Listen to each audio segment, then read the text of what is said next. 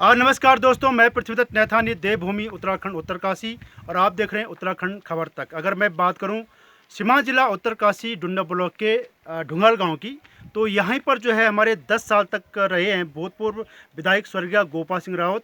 ये उनका सामने गांव है जिसको ढुंगाल गांव कहते हैं। यहाँ पर उनकी जो है बचपन बीता, यहाँ से उनकी शिक्षा, प्रारंभिक शिक्षा यहाँ से प्रारंभ हुई, और आज तमाम यहाँ पर जो है उन्हीं के गाँव के लोग यहाँ पर जो है एकत्रित हुए हैं। इसका कारण यही है कि सड़क, जहां पर विकास पुरुष के नाम से जाने जाते हैं स्वर्गीय गोपाल सिंह रावत जी, उन्होंने अपनी पूरी विधानसभा में, पूरी कॉन्स्टिट्यूंसी में जहां सड़क का पूरा जाल बनाया है, केंद्र सरकार से, राज्य सरकार से लड़ झगड़ कर, लेकिन दुर्भाग्य है अपने गांव में जब तक उनका विकास होना था उनका जो है शरीर शांत हो गया। लेकिन आज जो है यहाँ पर तमाम ढुंगाल गांव के लोग, क्षेत्र के लोग, गांव के लोग यहाँ पर एकत्रित हुए हैं कि आखिर इस सड़क का डामरीकरण और पेंटिंग क्यों नहीं हो पाया है। जैसे कि इनका कहना यह भी है कि जो टू व्हीलर की अगर मैं बात करूं, बाइक या स्कूटी की, यहाँ पर जब मैं अभी आया तो वास्तव में रोड की बहुत ही खस्ता हालत है, और कहीं ना कहीं यही डर लगता है कि जो टू व्हीलर हमारे बाइक हो या फिर स्कूटर हो, वो इस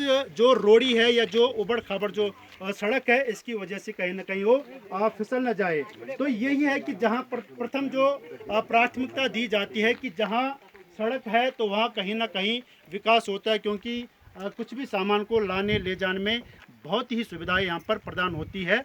ऐसे ही आज हम आए हैं भूतपूर्व स्वर्गीय गोपाल सिंह रावत जी के ग्राम सभा ढुंगाल गांव में, और जानना चाहते हैं इनसे। आज जी, सबसे पहले आपका नाम क्या है सर? मैं PS पंवार हूँ। पंवार साहब, क्या है मतलब सड़क को अगर देखा जाए तो सड़क की स्थिति और सड़क की कब कटिंग हुई थी, और इसका जो है पूरा अलाइनमेंट क्या है, कैसा है, सब बताइए। मैं PS पंवार, मैं पूर्व क्षेत्र पंचायत 8 नवंबर में क्षेत्र पंचायत रहा।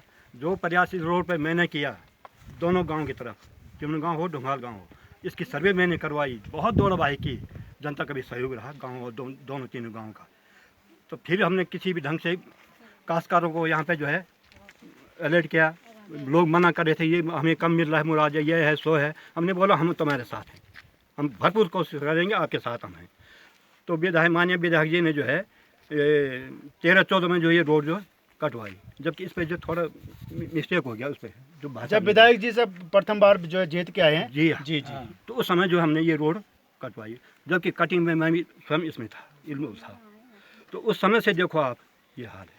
आप चाहते क्या आखिर? मैं ये चाहता हूँ कि इस पर डामरीकरण क्यों नहीं हो।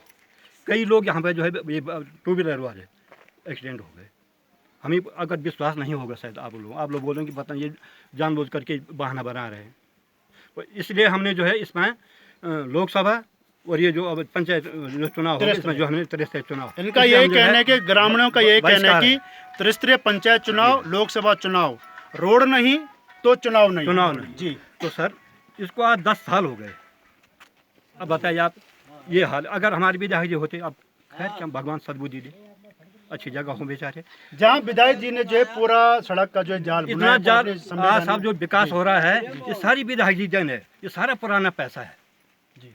अभी नए पैसे तो हमने देखा नहीं जी। एक यहाँ पर और हमारे जो है स्थानीय ग्रामीण यहाँ पे जी, पिछले जैसे बता रहे हैं कि 13-14 में रोड की कटिंग हुई है, लेकिन दुर्भाग्यवश से अभी इस रोड का न डामरीकरण हो पाया, न पेंटिंग हो पाई, और जैसे बता रहे हैं कि यहाँ पर टू व्हीलर वाले जो है रपट जाते हैं। विभाग से कई रिक्वेस्ट की सर। जी हाँ सर, आपने ये क्षेत्र पंचायत हमारे हैं, और इन्होंने जो बात कही उसी को मैं फिर रिपीट करूँगा कि ये सड़क को कटे हुए 10 साल हो गए, और 10 सालों में जब यहाँ पर ये सड़क का ये डामरीकरण नहीं हो पाया है, बड़ी असुविधा ग्रामवासियों को हो रही है। और दूसरी बात यह है कि हमारे जो वर्तमान विधायक हैं, ये जब यहाँ चुनाव लड़ने आए थे तो हमारे गांव सभा से इन्होंने पहली घोषणा की थी कि मैं इस सड़क का ये डामरीकरण मेरी प्राथमिकता होगी, लेकिन फिर उन्होंने कोई ध्यान नहीं दिया। बड़ी अफसोस की बात है, ये जन सरोकारों के मुद्दे हैं, आप लोग इनको उठाते हैं।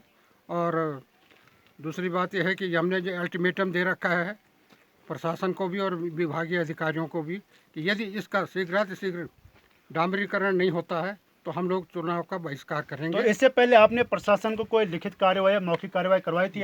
बराबर करते रहे।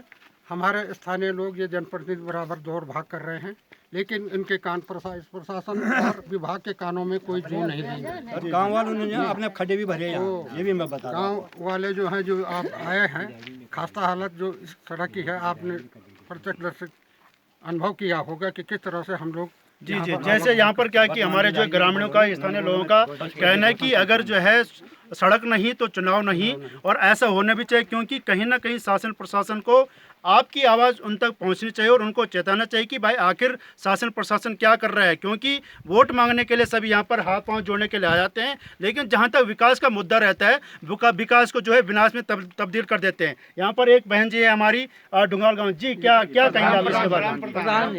हम यही कहेंगे कि यहाँ डामरीकरण होना चाहिए, क्योंकि 8-10 साल हो गए और यहाँ रोड बनी हुई और यहाँ का डामरीकरण नहीं हुआ। आप प्रधान जी हैं, हाँ जी। तो प्रधान जी, आपने अपने प्रधान स्तर से क्या क्या किया, मतलब किस किस को आपने जो है लेटर दिया है?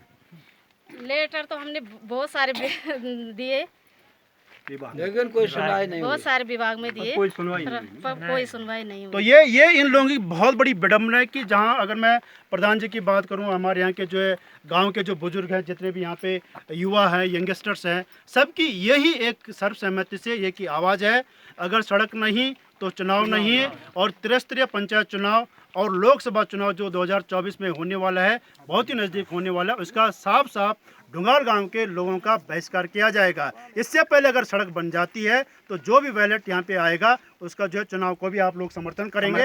समर्थन तभी होगा जब सड़क बनेगी। अपने सहयोगी दीपक नोटियाल के साथ मैं प्रचलित नेथानी, डुंगाल गांव, धनारी।